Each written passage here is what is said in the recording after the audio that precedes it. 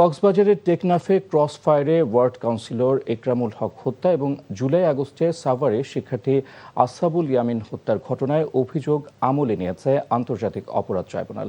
একই সাথে দুই মামলায় পলাতক আসামিদের বিরুদ্ধে গ্রেফতারি পরোয়ানা জারি করেছে ট্রাইব্যুনাল।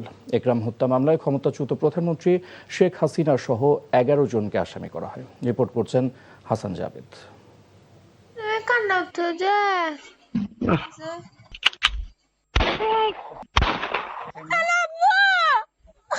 2018 সালের 26 মে রাতে কক্সবাজারের টেকনাফে বন্দুকযুদ্ধে নিহত হন একরামুল হক। তিনি টেকনাফ পৌরসভার 3 নম্বর ওয়ার্ড কাউন্সিলর ও উপজেলা যুবলীগের সভাপতি ছিলেন।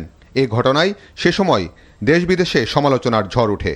সেই হত্যা মামলায় ক্ষমতাচ্যুত প্রধানমন্ত্রী শেখ হাসিনা, আওয়ামী লীগ নেতা আসাদুজ্জামান খান কামাল, ওবায়দুল কাদের, সাবেক আইজিপি বেনজির আহমেদ সহ 11 জনের বিরুদ্ধে আনুষ্ঠানিক অভিযোগ জমা দেয় প্রসিকিউশন।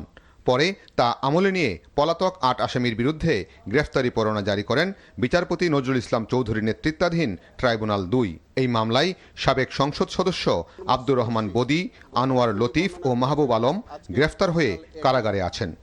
আমরা আজকে তাদের বিরুদ্ধে ফর্মাল চার্জ দিয়েছি এবং সেই ফর্মাল চার্জের পরিপ্রেক্ষিতে আমাদের মাননীয় ট্রাইব্যুনাল 2 আসামিদের বিরুদ্ধে অভিযোগ আমলে নিয়েছেন।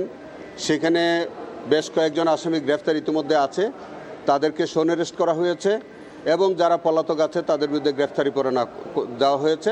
এদিকেই জুলাই আগস্ট আন্দোলনে সাভারে শিক্ষার্থী আসহাবুল ইয়ামিন হত্যার ঘটনায় মানবতাবিরোধী অপরাধের মামলায় সাবেক সংসদ সদস্য সাইফুল ইসলাম সহ 19 জনের বিরুদ্ধে আনুষ্ঠানিক অভিযোগ আমলে নিয়েছে ট্রাইব্যুনাল। এই মামলায় পলাতক 13 আসামির বিরুদ্ধে গ্রেফতারি পরোয়ানা জারি করেন ট্রাইব্যুনাল।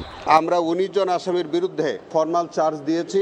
আব্দুল্লাহ হেল কাফি, সাইফুল ইসলাম, নুরুল ইসলাম, আসাদুজ্জামান রিপন, শহীদুল ইসলাম, শাহজামান, মেহেদি হাসান তুষার, রাজু আহমেদ, ফরিদ, জামান খান, মিজানুর রহমান ওরফে জিএস মিজান, শরীফুল, আশরাফুল আলম বাবুল। 2 মামলায় অভিযোগ গঠনের শুনানির জন্য আগামী 25 আগস্ট দিন ধার্য করেছে tribunal. Hasan Jabed, NTV news, Dhaka.